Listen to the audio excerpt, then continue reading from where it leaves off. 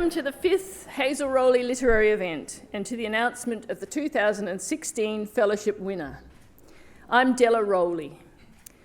I'd like to acknowledge that we're meeting today on the traditional lands of the Kulin Nation. I pay my respects to their elders, past and present, and to the elders of other communities who may be with us this evening. To celebrate the Hazel Rowley Literary Fellowship's 5th anniversary and to announce the 2016 winner, we've brought together 4 great writers, 3 of whom have won our fellowship, as well as the judge, one of the judges, Janine Burke. This evening, Janine will discuss the art of writing biographies with Stephany Steggall, Maxine Beneba Clarke, and Carolyn Bow. Firstly, to introduce Janine Burke. Janine has written a groundbreaking series of biographies on the Heidi Circle, which includes Joy Hester, Australian Gothic, A Life of Albert Tucker, and The Heart Garden, Sunday Reed and Heidi. She's also edited Dear Son, The Letters of Joy Hester and Sunday Reed, and her most recent work of nonfiction is Nest, The Art of Birds. Janine has published 8 novels, including Second Sight, which won the Victorian Premier's Award for Fiction.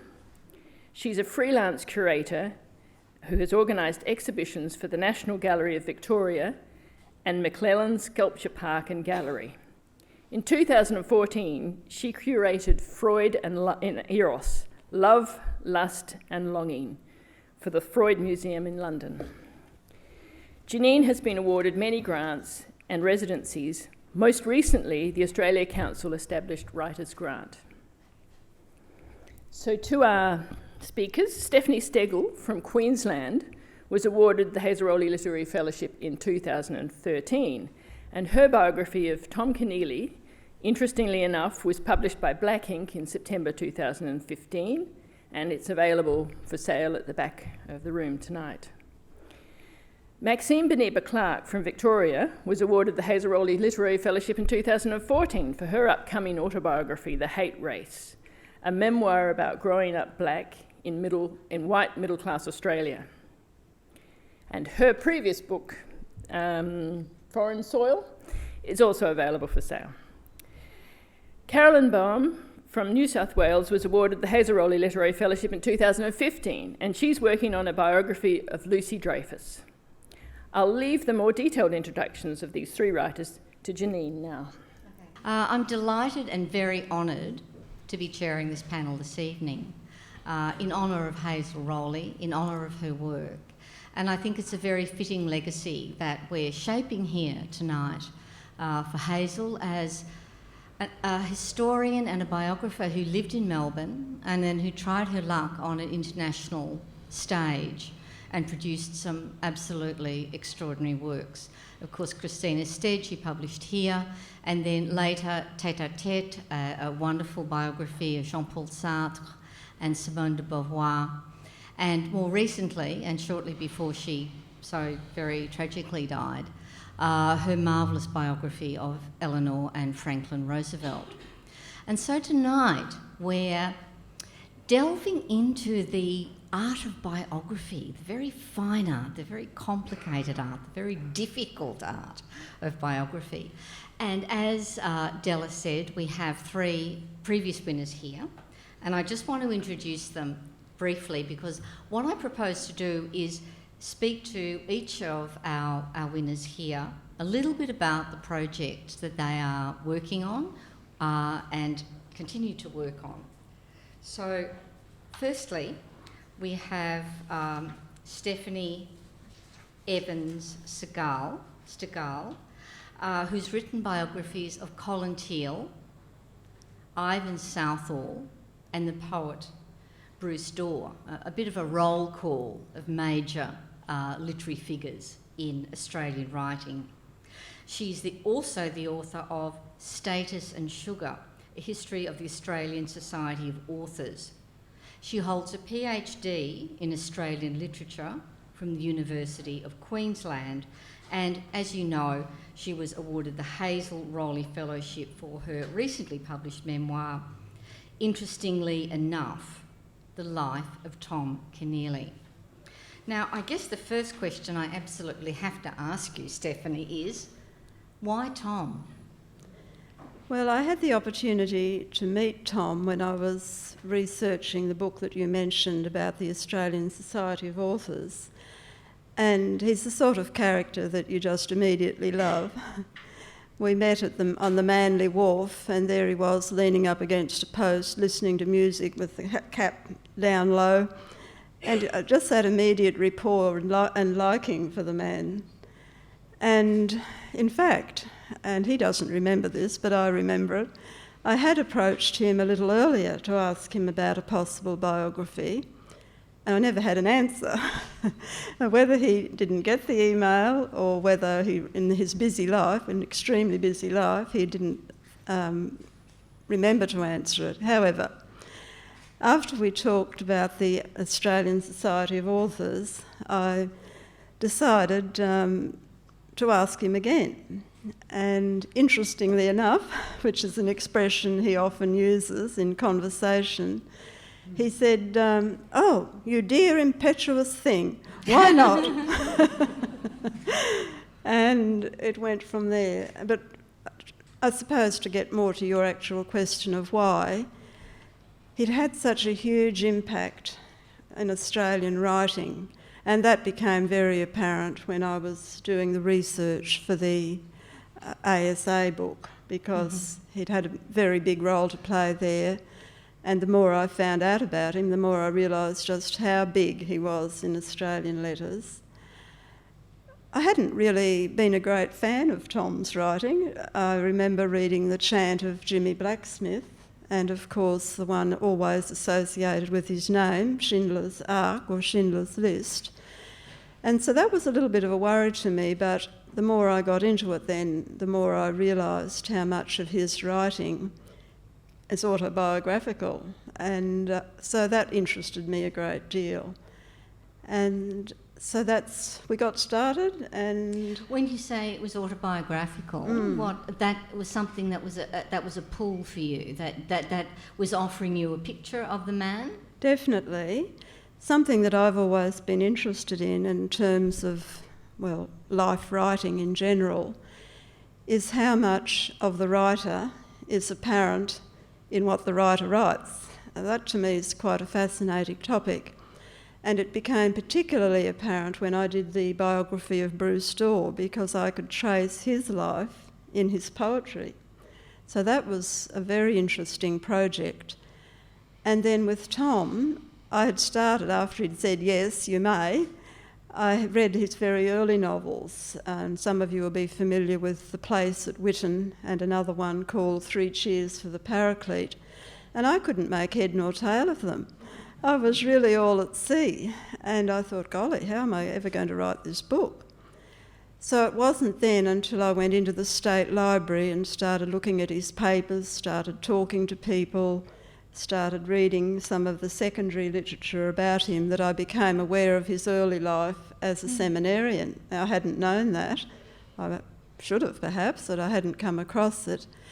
And immediately those books started to make sense, because particularly that very first book was very much about the problems, the heartache, the disillusionment of young men in a seminary. And he went even further then in 3 Cheers for the Paraclete and was quite sharply critical about the whole institution. So that's how it all comes about for me. So in some ways ignorance was a virtue. Yes. Well, in my case, I suppose it was. I think it is for most biographers, in fact. Yeah, because you only see an aspect of the person that you're writing about, and that aspect offers you some kind of an insight into them. And then as you explore it, it becomes much, much broader and more complex. And at that point, I think often, I think this is like a truism almost of writing biography. At that point, you feel very daunted. You feel like you're in a vast trackless sea and you don't really know when you're going to reach land. But I think that is important, that challenge that takes place, and it sounds as though that took place for you. And I think it is with great temerity one writes about a living subject. Yes, a lot of people have said that to me. I never thought of it that way, actually. I thought that made the job easier. Good Lord, did you really? That was, I found it to be true because you could eyeball them, you could talk to them. Mm-hmm. Of course she And read... they could sue you, you know, that's the downside. Well, that never happened. What kind of an arrangement did you come to with Tom regarding that? That it would be an authorised biography, meaning that we sort of had a mutual agreement that he would give me permission to access his very numerous papers.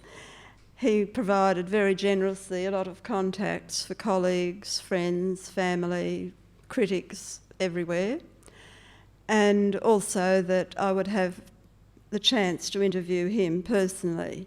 Now that sounds easy, but with Tom Keneally, who takes off on overseas trips all over the world and can never be found at home, was quite a challenge to pin him down to a time and place. So that was what I got. And for him, he did have the right to read the book. I felt that was only fair, and I had given that to the other subjects as well, that they had the first right of reply to read it. But Tom said when I finally handed the manuscript to him to read that he had made a decision to be non-interfering with the manuscript. That's very generous of him. Good for him. It Most was courageous. It was very courageous, but I have to say that in the end it became a little bit of an issue. I did have to remove parts of the final manuscript at his request. And so that was disappointing, but because he had been so cooperative to me and that I had so much other material, I agreed to accept the fact that he wanted those parts of the book removed. Okay, let's return to that as we move through the discussion with all of the winners here tonight, because I think it is something that we will return to. And so next I'd like to introduce Maxine Beneba Clarke, who's probably well known to all of you, an Australian writer and slam poet of Afro-Caribbean heritage. First Soil, incredibly wonderful and critically acclaimed collection of her short fiction, won the 2013 Victorian Premier's Award for an unpublished manuscript, and was shortlisted for the 2014 Readings New Australian Writing Award. She's the author of two poetry collections, one of which, Nothing Here Needs Fixing, the title poem of which won the 2013 Ada Cambridge Poetry Prize. So Maxine is the recipient of the 2014 Hazel Rowley Fellowship for her forthcoming memoir, The Hate Race, which I believe, Maxine, will be published later this year. Is that correct? Yeah, August this year. In August of this year. Could you walk us through The Hate Race, please? The Hate Race is an autobiography which very much changed in the process of being on the Hazel Rowley Fellowship and writing. It is now a memoir kind of from birth to 18. And so it's really about my parents migrated to Australia from London in the mid-70s, just about a year after the government had kind of legalised the abolishment of the White Australia policy, or started to accept non-white migrants. So I guess I had this idea, for me, there are a lot of gaps in Australian history and Australian biography, and one of those gaps is the experiences of migrants during the kind of 70s, 80s and 90s, when Australia, I think, was still coming to terms with a migrant population after so many years of not wanting people of colour here. And so my father was an academic. My parents migrated so that he could work at a university in Sydney. And so there was this strange thing where we landed in this white picket fence, a suburb. I mean, I wasn't born at this time, but, this young black British couple landed in this kind of outer suburban white picket fence suburb. And of course, in a way, all hell broke loose. And so it's just about growing up in that kind of environment with a little bit of history about my parents' migration from London and what their lives were like And it will go on to the next non-fiction book that I look at will look at kind of a generation back. So my grandparents' migration from the West Indies to London. So will that be another book, or will that be included in the hate No, race? this will be a second book that I'm Okay, working so on, it's yeah. generating. Yeah. This book is generating other Yeah. books, in Yeah. fact. I was very, privileged to read the excerpt of the hate race that you submitted to the Hazel Rowley, which was really extraordinary. I think it really just galvanised all of us, and we really felt we were listening to a very new and strong and hurt voice. That was very interesting. And then also the way you mix humour in with it, unintentionally, that I think your parents, when they got to Canberra, actually were billeted to stay at the Robinson Crusoe Motel. Yeah, it was a hotel in Ryde. It was called the Man How could you make Friday that up? Hotel. Who needs Yeah. fiction when, you've got that? Yeah. And so what was the experience like for you of beginning to connect yourself with your parents' story and create from that an autobiographical memoir? It was really interesting. I mean, I on my Hazel Rowley trip, I went to London and interviewed a lot of family members. A lot of family members of my grandparents aren't around anymore, but of their generation, so great uncles, great aunts, people in their kind of mid to late 80s. And I went with my two kids as well, which created this really interesting thing where my parents were both around 4 or 5 when they migrated from the West Indies to London. And so that kind of thing of my daughter was 4 and my son was 9. So of kids coming from this tropical environment, because it was 40 degrees here, and landing in this 0 degree environment, there were all of these kind of strange parallels between what had happened previous generations and the trip, which I then could kind of incorporate in a way into the memoir. Did you find out things that deeply surprised you when you began doing that research back in London? Yeah, absolutely. I mean, there was a lot of archival research. So I went to the Black British Archives in Brixton and kind of looked at the 70s. They had this exhibition on which followed the London Black Panthers, which people really don't know that there was a London chapter of the Black Panthers, but they inhabited kind of squats around Brixton. So kind of looking at what was going on in London at the time my parents left, and how shocking it might have been to kind of then be taken out of that and land in Australia. And also talking to older relatives, just things like I never knew my great-grandfather died in World War One. Like I had absolutely no idea. And I had a great uncle who just kind of dropped this piece of information. I then went back to my auntie's house and she said, "What are you talking about? I don't know anything about that." So these things would kind of come up out of the blue. And for example, I knew that my great-grandmother, my dad was born in Jamaica, my mum was born in Guyana, and I knew that my great-grandmother had died young, but that's all I'd heard about her, that she died young.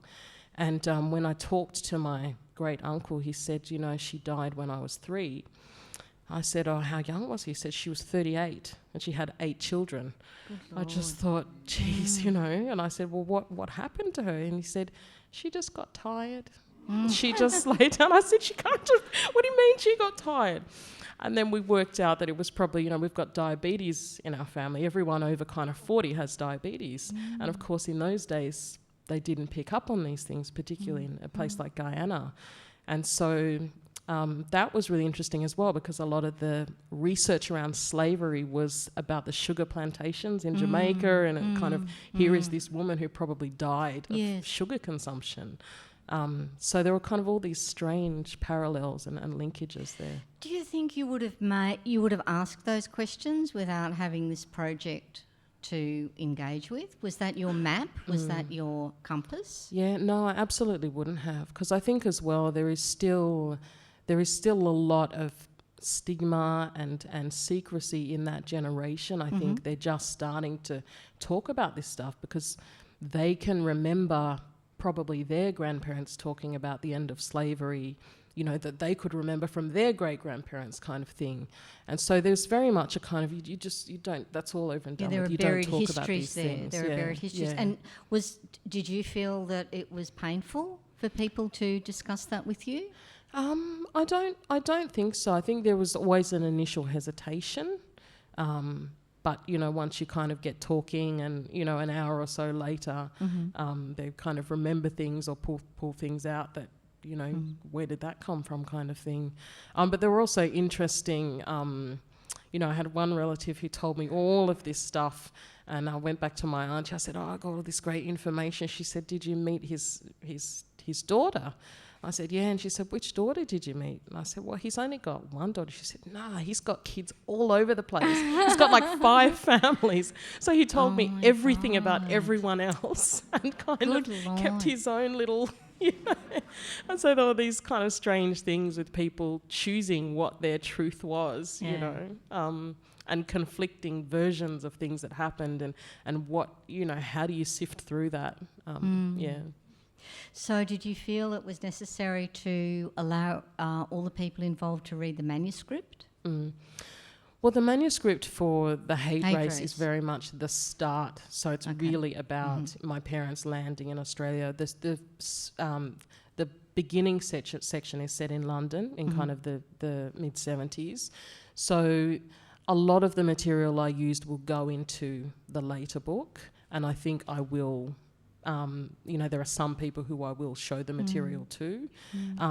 But I think for me, those conflicting things are what makes it interesting. Sure. I think that idea of playing with, this is so-and-so's version, this is, what is the actual truth, particularly when sometimes you can't access the truth if the records aren't there. And that's a big aspect of biography, I think, isn't it? Yeah. Okay, well, let's move on now to Carolyn Bow, who probably needs very little introduction because she is such a well-known figure in the Australian literary scene. Carolyn is editorial director of Booktopia, Australia's largest online bookseller, for which she produces The Buzz, a monthly newsletter selection of book recommendations and associated video interviews with up-and-coming and established writers.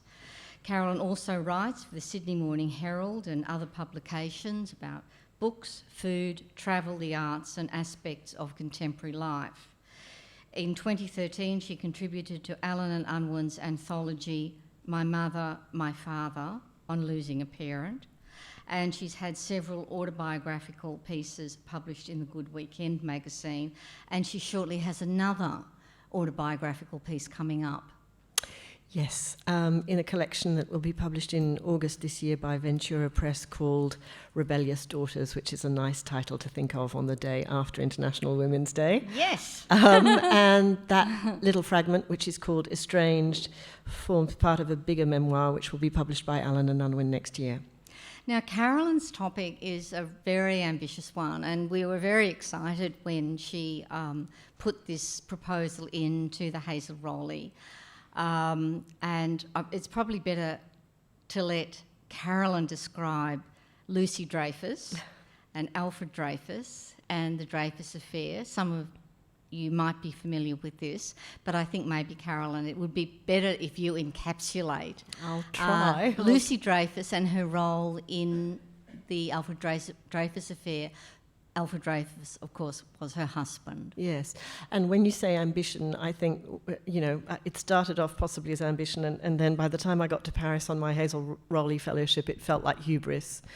So that was the first sort of chastening lesson. But yes, I sort of, the project came to me and sank its talons into me, if you like. I read a thriller by Robert Harris called An Officer and a Spy, which is a brilliant, brilliant retelling of the Dreyfus affair from the point of view of General Picard, the military lawyer who eventually worked out that Alfred Dreyfus, this career military officer, had been framed for treason, accused of treason, and sent exiled to Devil's Island, which is off the coast of Guyana, so we have a connection there, for 5 years, and that anti-Semitism played a very strong role in his framing for treason. And the Dreyfus case split France absolutely down the middle along political and religious lines. And France was fractured so profoundly, French society was fractured so profoundly by this case that this went on through generations. Families were divided, friendships were broken. It had an absolutely seismic effect on society. But in Robert Harris's telling of the Dreyfus affair, Lucy is this very shadowy figure, but she hovers as a sort of presence in the book, even though she's kind of absent from the main stage. But after I finished the book, I kept thinking, what about Lucy? How did she endure the 5 years that Alfred was in exile? How did she continue as a wife? How did she continue as a mother of 2 young children? How did she move through society when her name had been utterly and completely destroyed? And I couldn't find any answers anywhere. And so that really intrigued me. And I think that one of the great tests, given that biography requires stamina and a long haul commitment, is you need the subject to kind of keep worrying at you. And in fact, I'm reading the wonderful Richard Holmes's Footsteps, Adventures of a Romantic Biographer, and he talks about this haunting as the state of pre-biography. And I suppose it is a kind of proving moment. Do you think that you might want to spend the next 2 or 3 years investigating someone and, in a sense, living with them, which is what it feels like. They kind of take possession of you. So the thing that was for me the defining kind of moment when I decided I am going to commit to this woman was discovering the date of her death. And I do get quite teary talking about this. It's a very, very emotional subject for me. Lucy was born in 1869, but she died in December of 1945. And when I knew that, I knew that she had a story that had to be told because she was in a unique position. She was a woman who saw the Jews of France betrayed in the 19th century, and she saw France do it again in the 20th century. And that, for me, as someone who's both French and Jewish, although I have to say my mother is French and my father is Jewish, so the two bits are not connected, but there was kind of like an electric shock that ran through me when I saw the date of her death. And I thought, this woman has borne witness in a way that is absolutely unique, and that means her story needs to be told. I knew that she had written a lot of letters to Alfred, almost daily, in fact, while he was exiled. And I got very excited when an academic in Britain wrote about the letters and said that this was an absolutely extraordinary collection of correspondence and had never been translated into English. And so I thought, aha, that's what I'm going to do. I'm going to translate Lucy's letters. Well, I had no idea what I was letting myself in for. I read extracts of letters, which sounded very heated and very passionate and very exhortatory in terms of urging Alfred to keep his courage and keep his faith while he was enduring the most abject torture on Devil's Island. And that gave me hope. But then when I knew I'd got the fellowship, that was when I allowed myself to purchase the complete published collection of letters. And I have to say that that was the first huge disappointment, and it was crushing because the letters were dull. Now, the letters were dull for a very interesting reason. This is the thing about Lucy. Lucy was an ordinary woman who was thrust into extraordinary circumstances, but she was not an exciting personality. And the letters were the first indication of that. Now, there is a very good reason why the letters were dull. They were censored, heavily censored. She was not allowed to tell Alfred anything about the case that was being mounted on his behalf by his wonderful brother. She was given very, very strict parameters about what she could say. Someone else might have been able to get around those limitations differently, but she was a woman who was so dutiful and so conservative and so, I think, sadly, lacking in imagination that the letters don't do what I hoped. So that was my first hurdle and my first setback, was that when I read the letters, I realized that translating them would be a complete waste of time. I'm going to use them selectively because there are very important letters, there are key letters at key moments, but to translate between 400 and 1,000 letters that basically all say the same thing would really not be a very useful way to use the Hazel Rowley Fellowship. So that was the first sort of hurdle. And then I suppose that I had hoped that she would be more charismatic. When I got to Paris on my research trip, the first thing I did was to talk to her relatives. So I talked to her grandson, who's still alive, who's 87, who remembered her as a very severe, austere old woman, kind of humorless. And I talked to other relatives, and also what I hadn't known when I'd got the fellowship was that the day I arrived in Paris, the only biography to have been written of Lucy Dreyfus was published on the day I arrived. Yeah. So that could have been a setback, but I chose to see that as an opportunity. I thought, okay, it is an opportunity. the woman who's done this biography has spent 3 years on Lucy, and I want to go straight to meet her, if she will agree to meet with me. And I want to find out what she knows, but I also want to know where the gaps are, and maybe I can work into those gaps. Fortunately, she was extremely generous, very, very frank with me. We established a very good rapport. But in the course of talking to the relatives and in the course of talking to her biographer, I realized that Lucy was not a barrel of laughs. And in as soon as I started doing more research and digging more, I found other women around her who are relevant to the story, who were way more exciting. And my lowest point was being on the phone to my husband in about the third week of a 6-week trip, in tears, saying, "I hate Lucy!" Because I had found someone who was more interesting, who had a relevance to the story, who I had no idea even existed until I got to Paris. So, of course, that's the great gift of research, is that you have no idea what it's going to turn up. No. But I was very, very thrown by the fact that this woman that I had committed to was not the woman that I wanted her to be, and her French biographer agreed with me. But I think those are the challenges that biography throws up, and indeed it must, because we're not fictionalising, we're writing about people who actually exist. And I think for everybody who writes a biography, there are always these discontinuities and disappointments, which actually I feel, having written 3 biographies, assist you, in fact, in delineating the person. And, you know, I remember writing my first biography which was on Joy Hester, and she was a completely unknown artist then, you know, in 1983. And I know that my own attitude towards biography has changed. You know, I wanted to protect her. You know, I mean, she'd been ignored, she'd been, you know, she was young, she was beautiful, she was incredibly talented, she was dying of cancer. You know, I really wanted to make a claim for her in Australian art history and visual culture, and really sort of, you know, kind of put down a flag for her. And I found it very difficult to deal with a lot of contradictory information about her, you know. And that was probably my own immaturity.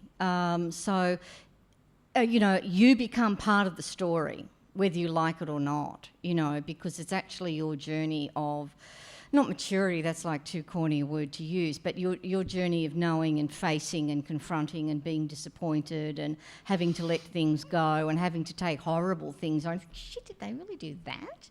You know, which, you know, sort of disappointed about. But I think it ends up that warts and all, which we've gotten better at. I think biography used to be much more, wanted to tidy up and neaten everything up, and let's not see too many, like, yucky things.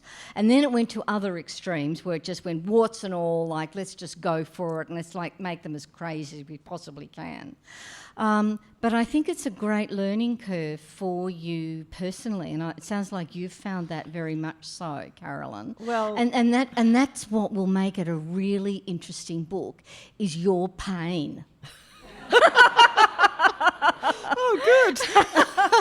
Well, I have to say that the book has changed. You know, it has morphed so that I didn't feel that I could write about Lucy anymore in a traditional, linear, conventional way. I didn't want to do that. And I did want to do a kind of X-ray expose, sort of sliding a little bit maybe into some kind of memoir about the travails of the biographer and all the things we don't see, because I've interviewed a lot of biographers just a few months before I went to Paris, I interviewed Claire Tomalin, who's written, 11 masterly biographies of people like Thomas Hardy and Charles Dickens and Mary Wollstonecraft, and she's kind of the queen of literary biography in the UK. And you don't see where the obstacles are and where the setbacks are. And some of the setbacks are things like, letters being dull. So what do you do when the letters are dull? But others are the actual mechanics of everyday life on a fellowship, living overseas. So I managed to break the washing machine in the apartment where I was living in Paris, having put all my clothes in it on a home night. And then the washing machine jammed and I had no clothes until the repairman decided to come 5 days later. Now, it sounds like nothing, but actually being without your clothes for 5 days in Paris is really, really upsetting. And it's just part of all the little detail that you never see. Nobody ever says to you, you might have problems with language, or I found there's a fantastic library in Paris, which is a feminist library named after a wonderful woman who I am now going to write about called Marguerite Durand, who really, you could not invent her in fiction. But I get to this library on a Saturday. It's got a fantastic archive of all sorts of things that I want and need. And I start truffling through everything and I think, great, I'm going to spend the next X weeks here. And they come round after I've been there for 2 hours and say, it's good that you came today because tomorrow we're closing for a year. You think, fuck! Yeah. Why didn't anybody tell me about this? But these hurdles are interesting. And let's sort of backtrack a bit. I'd really like to talk to Maxine about your family's history, about how you felt to be the author of that. These sensitive, personal, autobiographical lineages. I mean, what gave you the temerity to say, yes, I can write my family history? I think when I was writing about my own childhood, I started out writing about my own childhood and then started thinking about the fact that, my parents arrived in Australia at a time that was really pivotal in terms of race relations, and my grandparents migrated from the West Indies in the mid-50s. They were part of the Windrush generation, which was the first really sizable migration of black people to the UK. And so it just kind of seemed illogical to follow that path. But initially I was thinking it would all be in one book. I'd write this kind of roots-style family history. I have no experience researching, I have a law background and I've researched for my fiction, but it's completely different. And it quickly became clear that I'm going to have to write, it's going to be a series of projects, and that the first one kind of looks at that particular time in Australian history. But was the impulse that what you really wanted to tell was your own story? I think the initial impulse was telling my own story, and then it was because we don't know where my family came from, in terms of we know that both sides were part of the Atlantic slave trade. They were taken from somewhere in Africa, presumably West Africa. But it's that thing of not knowing, where does our family come from? There's but no documentation. The documentation doesn't exist. Absolutely. And so realising that it's going to be a process of probably decades to actually get to that point and be able to find that person. So this trip was to London. Next January I'm going to the Caribbean. So it's kind of a stage-by-stage journey that will hopefully lead me somewhere. But, you get these things like, slaves were given the surnames of their masters. Yes. So, you get to a certain point in Jamaica and there's like 500,000 Clarkes. How do you know which one you need? It's like needle in a haystack. And so the process of slowly getting that family tree together to kind of go a notch back and a notch back and a notch back. And how has it made you feel, Maxine? Frustrated. Yeah. Very frustrated. When I was in London, I did things like, in a way, I did some things backwards. So I went to Liverpool and I went to the International Museum of Slavery. I've been there. Which is on the docks. Extraordinary, isn't it? Yeah, and just to actually, even when you see documentaries on slavery, to actually be on the docks where these boats were leaving from, to kind of, ship these people to the West Indies to work, and to see all of the instruments of torture and things like that was just huge. And on a lot of these trips, I had 2 kids with me, you know, on my own. So we caught the train to Liverpool. We, you know, rented this Airbnb place, and then I thought, I have to go into this museum, and I've got 2 little kids with me. I can't take them into this place. So it's very confronting. And it's a fabulous museum. I mean, it's wonderful because what they've done in Liverpool, you know, and you can also go and see the Beatles cavern. I mean, that's still there as well. I did that. It's quite extraordinary because Liverpool was a place where the boats set out from. They weren't bringing slaves into Liverpool, but they were sending the boats out from Liverpool to West Africa. So it was a huge zone for the trade, the actual shipping, the ships themselves. So they've created this extraordinary museum there where they've recreated an African village. They've got a lot of sound and archival footage, and you walk through there and you come out feeling like you've been pummeled. I mean, that's what I feel like as a white person. For you, it would be like 20,000 times more intense than that. But it is an extraordinary place to visit, isn't it? And to be on the Liverpool docks and to know that's what the ships were doing, that's where they were going. No, it was huge. And I mean, they have things like, they have this booth that's a simulated slave ship. So you hop in this booth and you have essentially a movie but 360 degrees around in a dome, and you just sit in this thing and experience what it would be like to be on a slave ship. So it was just kind of coming out of this trip to Liverpool and just kind of going, you know, it's just unfathomable. Yes, it must feel unfathomable. Yeah. And Stephany, talking about these like personal aspects that we've got into a little bit now, I guess one thing that you mentioned is that you had to excerpt some things, and I guess one of the main issues that arises in Tom's biography is that his wife did not wish to be in any way involved in it or in it. I think there's a quote I've got, which I think is, I'm just extrapolating from you, Judy's copyright in inverted commas, that's Tom's wife, over her life with Tom has, at her request, been respected in this book. Yes, well, this was the big issue with the book and a big disappointment. I suppose I had been pretty lucky with the previous subjects that the wives cooperated. We had the occasional issue, but generally it worked pretty well. But in the case of Judy, I suppose she was such a public figure in a way in her own right. You'd often see her with Tom at various things, and she'd shared a lot of the journey. So I suppose it was totally unexpected. And the first inkling I had of that was that I asked Tom if I would be able to interview Judy and how would he prefer me to go about that, through him or to contact her directly. And he suggested that I contact her directly. But she said right from the outset that I don't want to be a part of this. Please respect my privacy. And I suppose I've always had this attitude. People probably think I'm a bit soft, but in the light of some fairly recent things we've been reading about where some writers take pleasure in digging the dirt on other people, I never took that attitude. I believe up to a point that we have a duty to respect other people's private lives if that's what they want.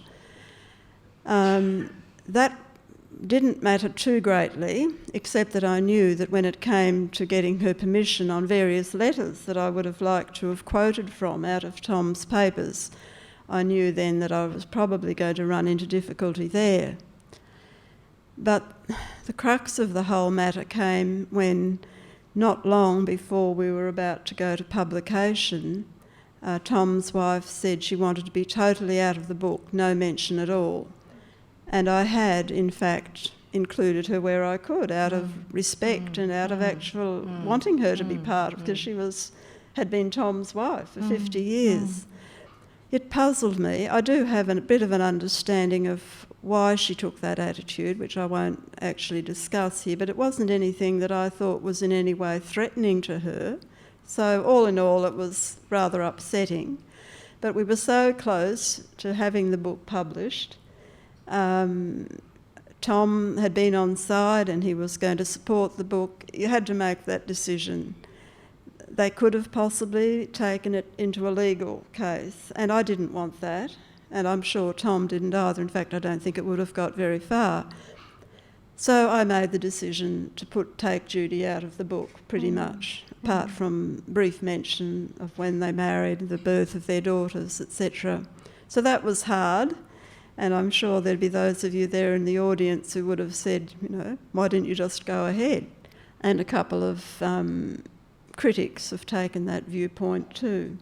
But I still maintain, and I would feel this way if someone were writing my biography, I don't think the day will ever come, that there'd be certain parts of my life that I wouldn't particularly want to be brought out into the public arena either. So I have that respect for the person in that regard. Relatives are a bit of a mixed blessing in that sense, aren't they? I found that with Lucy, that her grandson was very, very cautious with me when I had a tape recorder on. He was 87, a very conservative man, uncomfortable with being recorded, and as soon as I switched the tape recorder off, he said something to me off the record that I had had my suspicions about. I had had my suspicions about a feud in the family between Lucy and her sister-in-law.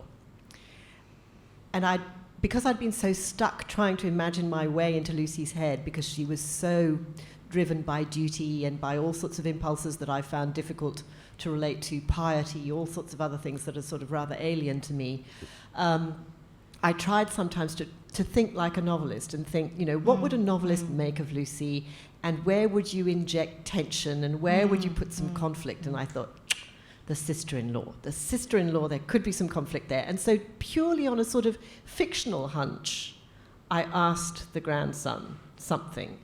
And he told me one version while we were recording, and as soon as I switched the tape recorder off, he said, I'm going to tell you something off the record that you must never write and you must never repeat. And it was gold. Such a pain. What do you do? What do you do? Yeah. You can't... You have to wait for him to die. But I mean, it's quite interesting, isn't it, Carolyn? I mean, you and Stephany and Tom have a particular kind of connection. It's not about biography, but it's about representation. When Tom wrote a novel, the Tyrant's novel, after visiting Villawood Detention Centre with you, and he fictionalised you in such a way that you found most unfortunate. And Stephany refers to this.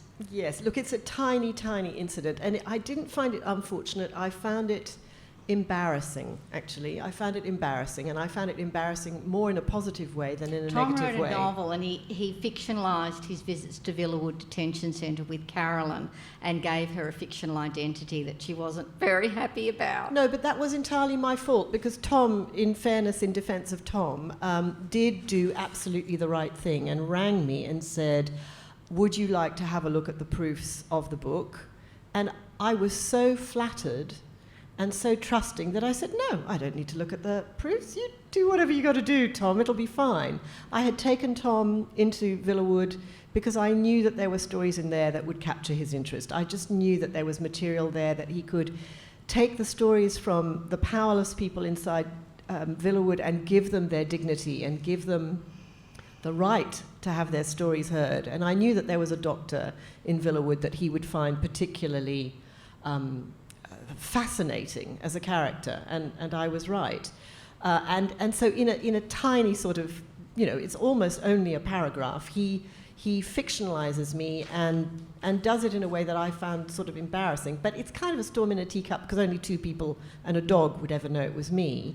But it was a bit of a shock, and it did teach me a valuable... Well, then you wrote an article about it, so yes. More than 2 people and a dog knew that. Well, no, I wrote an article about the business of the liberties that writers of fiction take when they cannibalise real life and don't necessarily disguise what they're doing adequately. So that there are ethics around that, I think, and there writers like Helen Garner and others do that and have done that a lot. I think you know the whole reason for having this panel tonight, calling it the Art of Biography, is biography is fascinating for people, and I rather wonder if it's fascinating. We really like to read biographies because it's a kind of reflective thing. Like, we all think of our own lives as being a mess.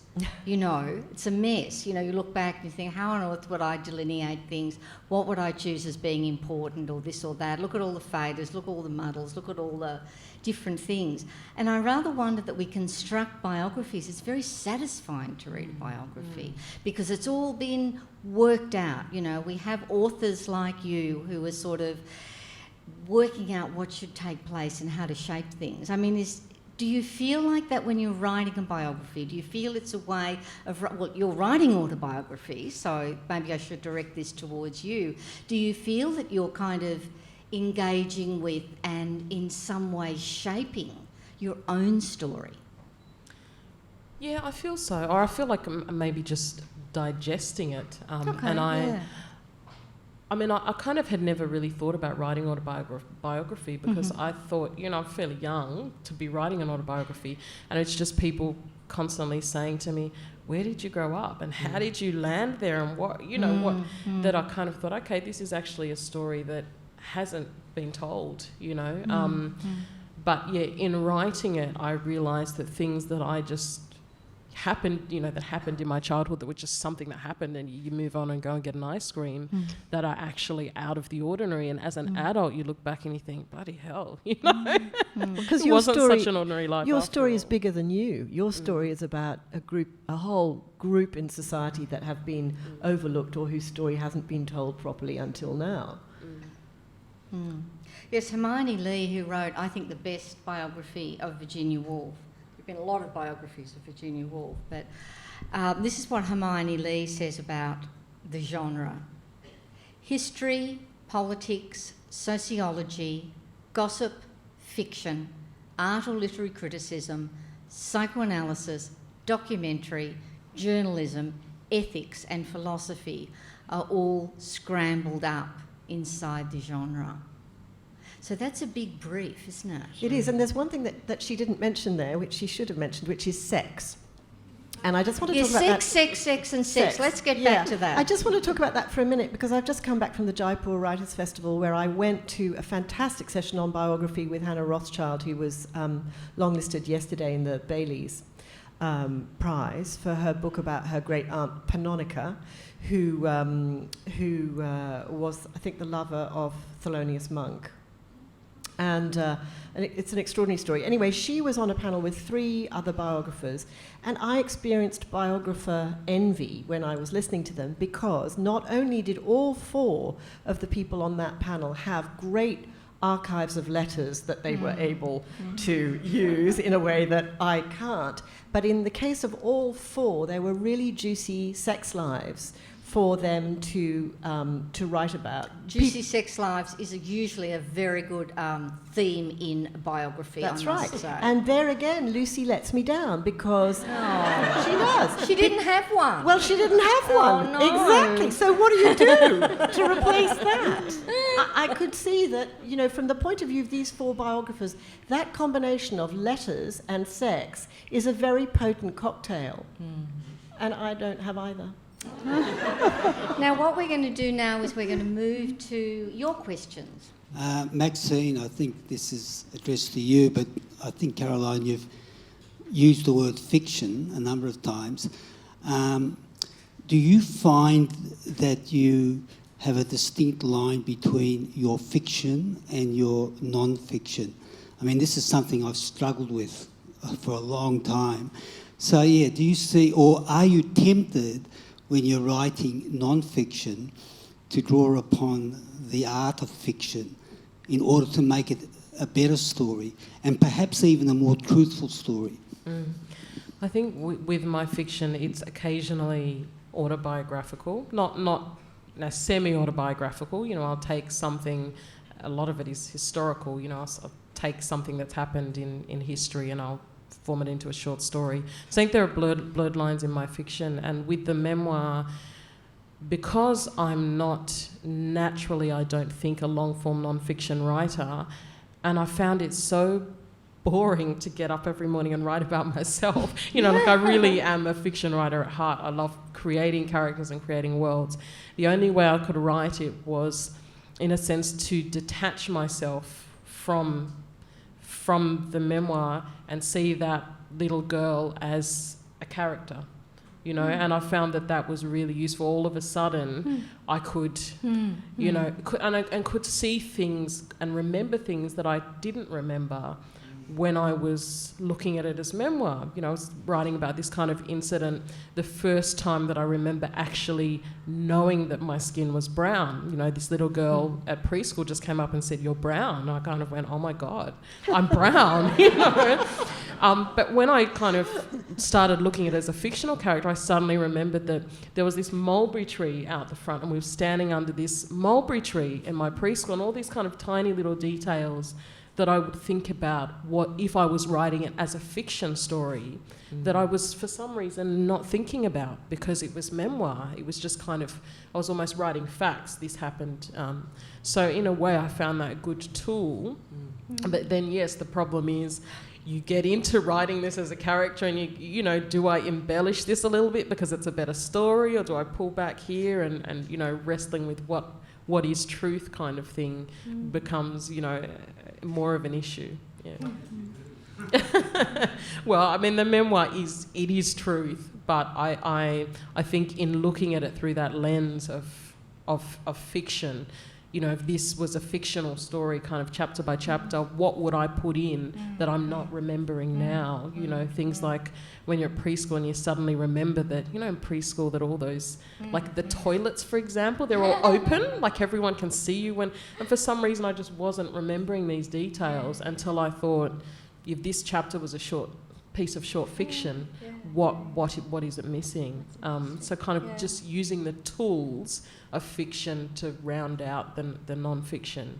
Yeah. I think that's exactly what I've been thinking about. And when I originally felt so disappointed in Lucy, I thought that I might resort to fiction and write a novel where I could kind of pick and choose and embroider and take a lot of liberties with her, which would be signalled, you know, at the front or at the back of the book. Because obviously at the moment the fictional biography is enjoying great strength, whether it's Hilary Mantel or the brilliant new novel by Julian Barnes about Shostakovich. This is a very popular genre. And I had a moment that I wanted to make happen that didn't happen, that really, really tempted me. So probably the most famous moment in Alfred Dreyfus's life is the moment when he is stripped of his epaulettes in the court of the École Militaire in front of all of the military top brass. And this event, which was a shameful, shameful moment, and a moment of him being utterly disgraced in public, was witnessed by 20,000 people, but Lucy did not go. She wasn't invited formally, and she stayed away because she wanted to save Alfred the pain of thinking about her witnessing this terrible moment when his sword was broken over his knee and he was paraded around the courtyard while all the soldiers turned their backs on him. It was just a dreadful, dreadful moment. And the crowd of 20,000 outside the gates of the École Militaire was shouting, "Death to the Jew." Sarah Bernhardt was in that crowd. Sarah Bernhardt, the greatest actress of her age, Sarah Bernhardt, a Jew, Sarah Bernhardt, a woman who often dressed up as a man to play pants roles. And I had a moment where I just thought, I want Sarah Bernhardt to go back to where Lucy Dreyfus is at home alone. And I want Sarah Bernhardt to act out this moment for Lucy. You better tell Tom Keneally about that. He'd write a book about that. He would love that. I have not ruled it out as a possibility, and as long as I signal very clearly what I'm doing and why I'm doing it, I think that's completely legitimate. Maybe the title's going to be My Disappointment with Lucy. No, the title is now Looking for Lucy. Looking for Lucy, that's good. Have we any other questions? Yes. I've got a question for all the panel about when you're interviewing people, do you always use a tape recorder? And Can you comment on how you go about that? I think it depends on the person themselves. I mean, by and large, people nowadays will accept a tape recorder, though I did have, in my earliest research on Joy Hester, this was back in the 1970s and early 80s, there were people who didn't want to be taped. They didn't know what was going to happen to the tape. They felt very anxious about it. So I'd have to make notes, which was very irritating because, of course, you can't keep up with the flow of somebody's words. Personally, I found that has changed completely, so I haven't found a problem about tape recording them, but it was earlier on. So I'll throw it open to you. I find it fairly essential, really. Partly, I suppose, because of having a hearing problem. I was always worried that I might have heard something wrongly. But always choose the place where you're going to have the interview, because I've had a couple of experiences where the person I was interviewing asked if we could meet in a cafe. Yeah. And so you play back the tape and you've got babies squalling and the coffee machine hissing and chairs scraping. And so I started to make it a rule, please can we make it somewhere where there won't be any background noise. And for the most part, I've found that people are quite okay with it. But in many cases, they asked me for a transcript of the interview. And I was always happy to do that because I felt that, that was fair enough.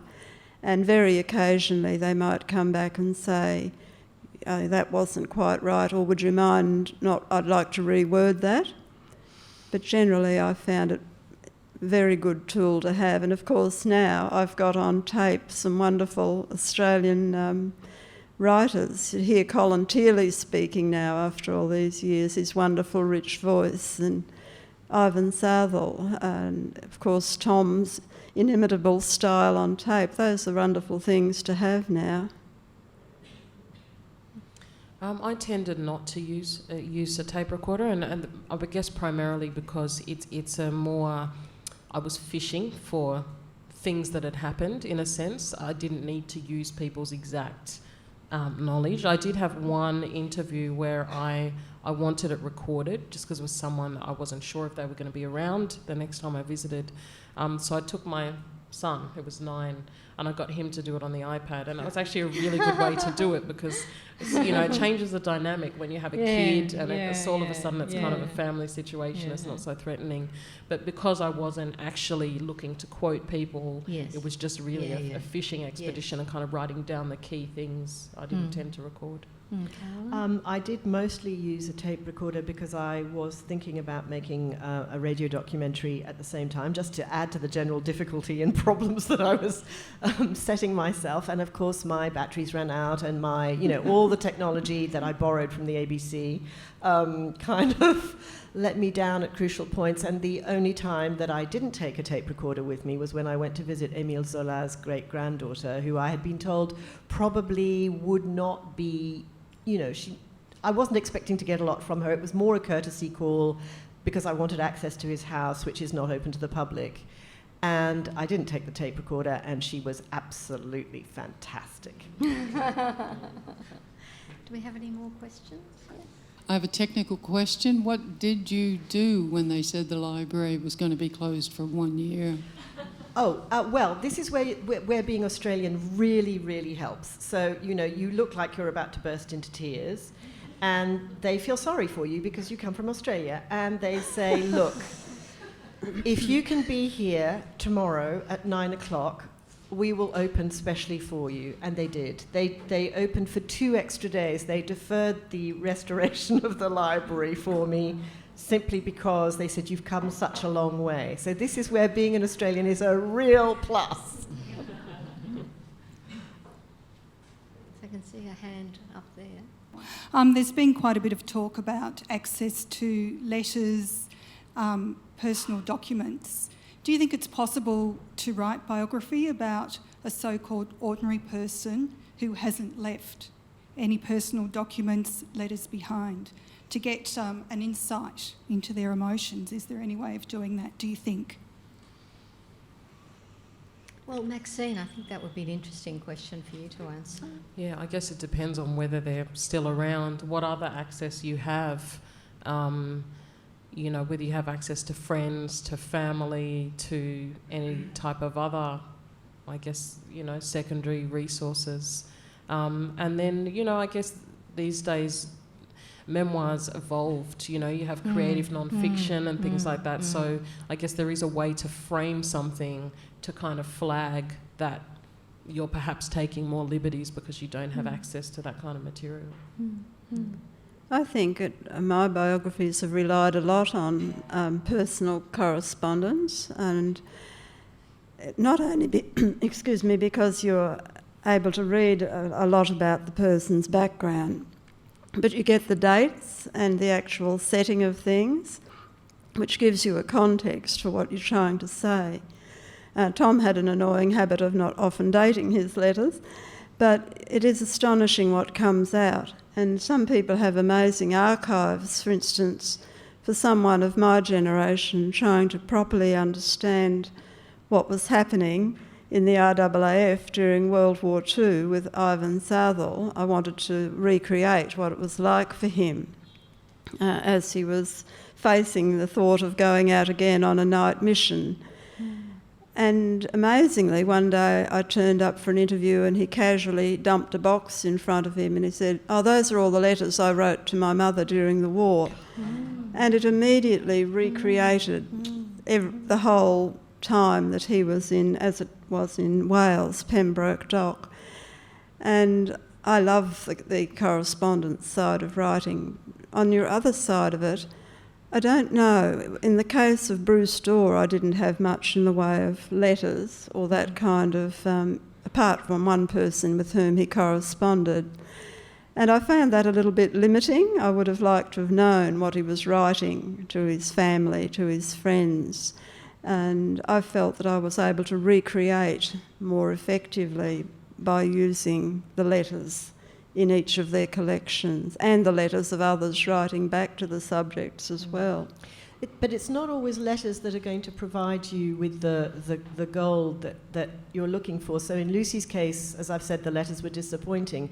But then a great-granddaughter told me about a little notebook that Lucy, who was a very, very efficient housewife and managed her household frugally but very well, kept. And in it, she noted what was served on the night that the Dreyfuses were not social, and they didn't entertain and they didn't go out. Even once Alfred came back, they kept to themselves. They were not worldly people at a time when Paris was very social and very worldly, and they were wealthy and they could afford to go out and entertain. But nonetheless, she did keep a little notebook where she recorded the menu that she served on the night that they did give one very grand dinner for all the people who had been part of the Dreyfusard sort of movement.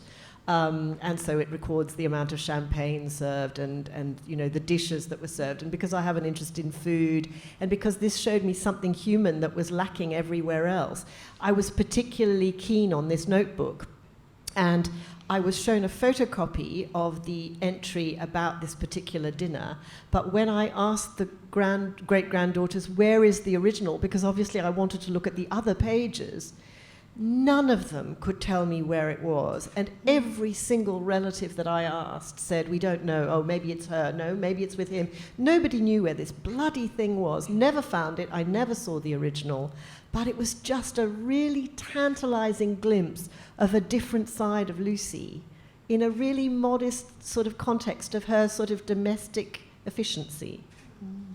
I think one of the problems for me with relying on written material is that there are a few presumptions. One of them is that the person, A, is literate, and you know, there are so many cultures where there is no history, you know, and if you look at a book like Sally Morgan's My Place, you know, there are huge sections of that are oral history, you know, where she's, and there's these kind of conflicts that come across as well, because you interview one person who says this or one person who says that. So I think, you know, in Australian biography, a lot of the time, that's why we only get biographies of these highly literate, prominent figures, because you kind of put it in the too hard basket because, you know, this person didn't leave letters or didn't leave correspondence. And so I think it's really important to be able to access those other stories. And I think, you know, particularly when you're talking about migrant stories,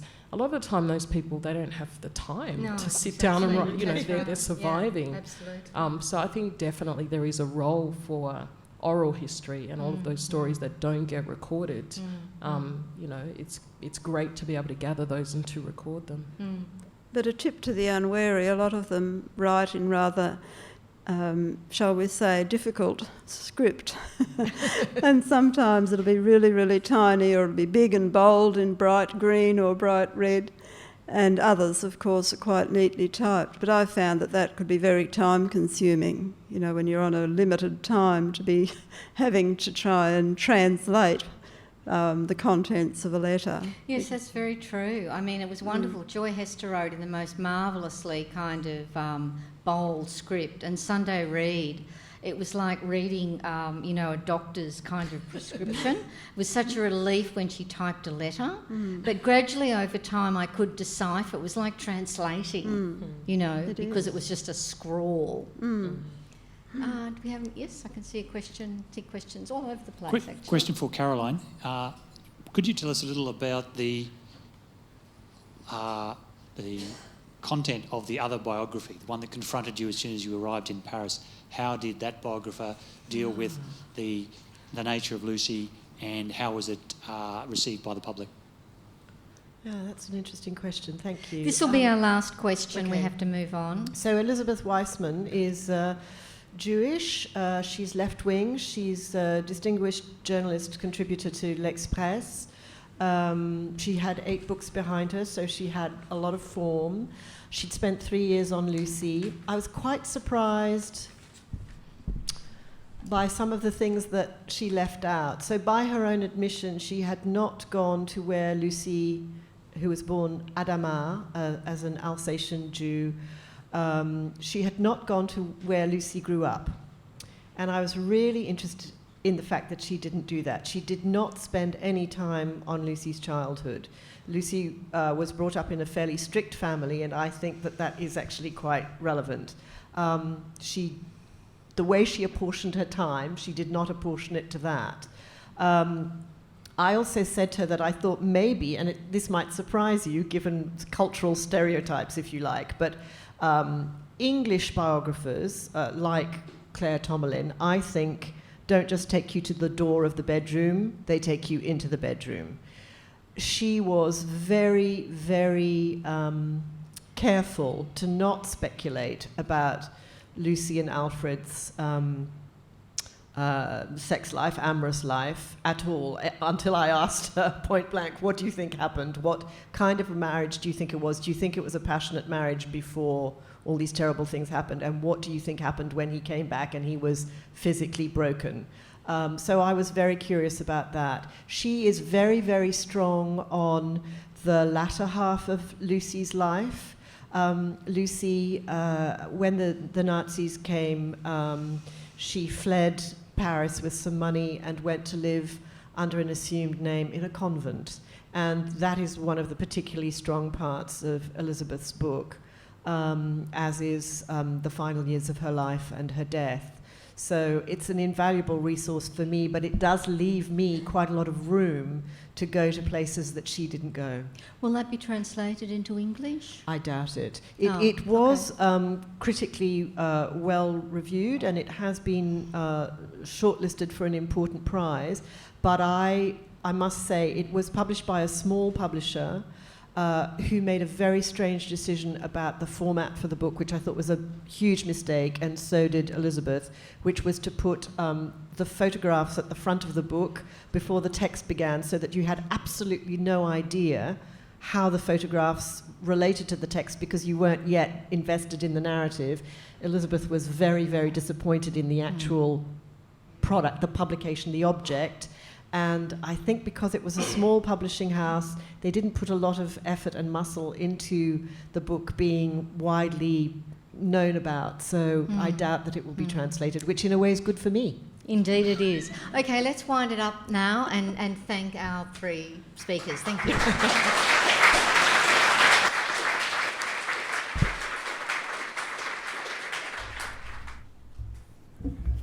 So thank you very much. That was a really inspiring discussion. Thank you.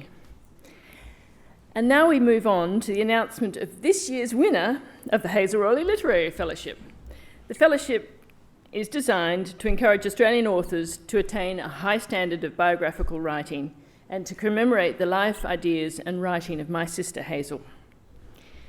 Before I announce the winner, I'd like to acknowledge the wonderful partnerships that have enabled us to keep offering the fellowship. We're thrilled to be into our 5th year and thank our donors and supporters.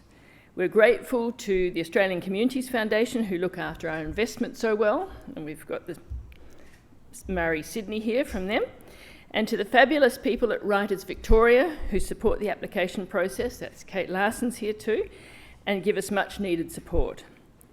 I also want to thank our judges, Janine this year and Arnold Zabel, for their great enthusiasm and making the selection process such a pleasure. We've had past judges Alex Miller and Jim Davison, and I thank them very much too. Special appreciation goes to Lynn Buchanan and Irene Tomaszewski, who began with me in 2011 and remain such loyal friends of Hazel's and enthusiasts of the fellowship. They're both here in the front row too. This year we had a short list of 9 from a field of 50 that came from all over Australia. Shortlisted were Jacqueline Kent, Philip Dwyer, Jeff Sparrow, Matthew Lamb, Eleanor Hogan, Alec O'Halloran, Kitty Hauser, Shannon Burns and Sharon Hubner, all with excellent projects.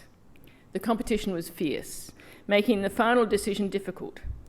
However, the person that impressed the judges the most is Matthew Lamb, with his proposed biography of the Australian writer Frank Moorhouse. Congratulations, Matthew.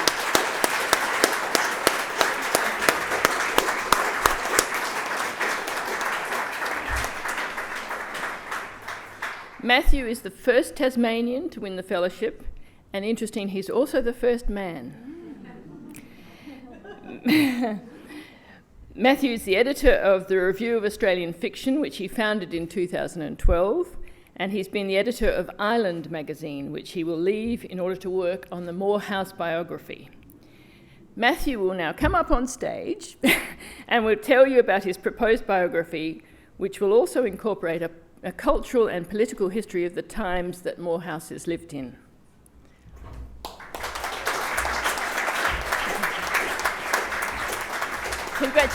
Congratulations, Matthew. Here's your winner's check. It served to be very useful to try and attract Janine's attention. So. And I'd like to give you a copy of Hazel's Christina Stead biography, which is good. Well, it's the one she wrote about an Australian character, so I hope you'll get inspiration from it. Thank you.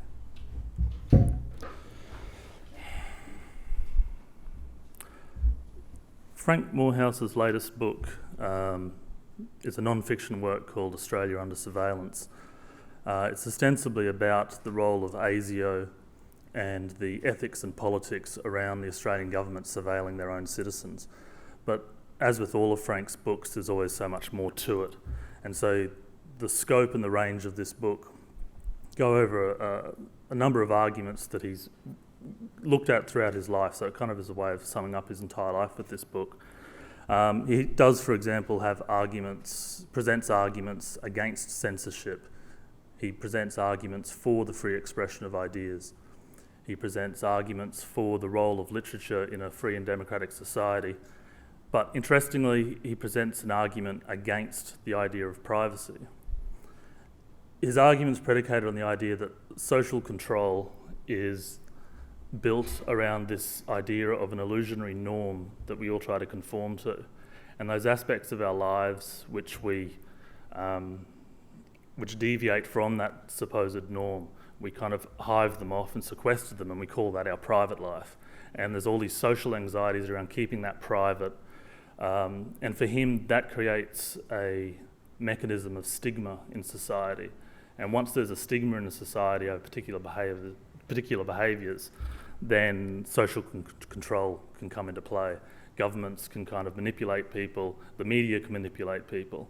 And so Frank's argument is if we remove the idea of privacy, we undermine these stigmas, we show the idea of there being such a thing as a norm or normalcy as the illusion that it is, and we create a freer and more democratic society.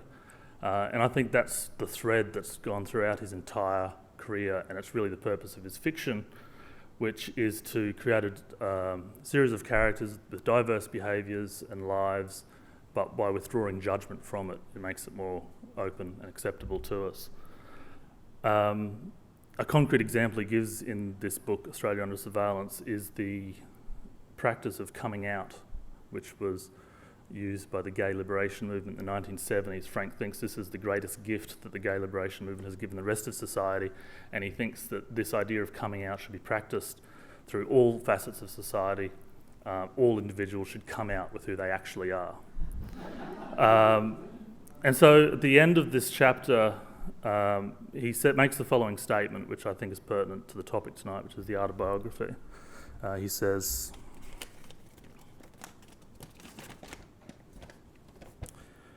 "No one owns the record of their life. We all own each other's life insofar as it has touched us. That is, the life of those who have been involved with us in our life. They are our life, we are their life." When I finally decided that I was going to commit to doing this biography of Frank, we'd been speaking about it previously, but when I finally realised that I had to do it, I showed him that quote, and I said, "Frank, I think you've given me the epigraph to this book. And I also think that with your arguments against privacy, you've given me explicit permission to dig into every nook and cranny of your own private life, and without censorship to make it public in the form of literary biography." And Frank's response was, "Fuck."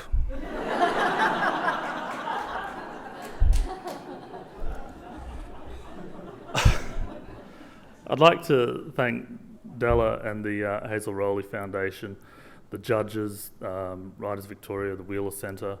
I'd also like to acknowledge the other shortlisted authors, and I wish them well in their projects.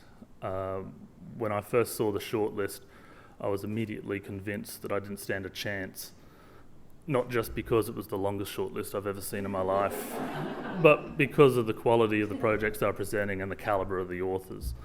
I honestly don't know why I am the one standing here tonight, but I do appreciate the opportunity, and I will try not to screw it up. Thank you.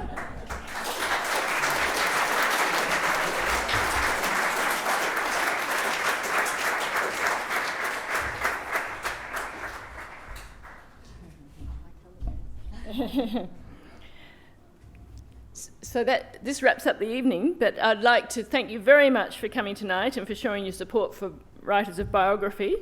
And we'd like to see you all in Adelaide in 2017 March at Adelaide Writers' Week, when we announce the 2017 winner.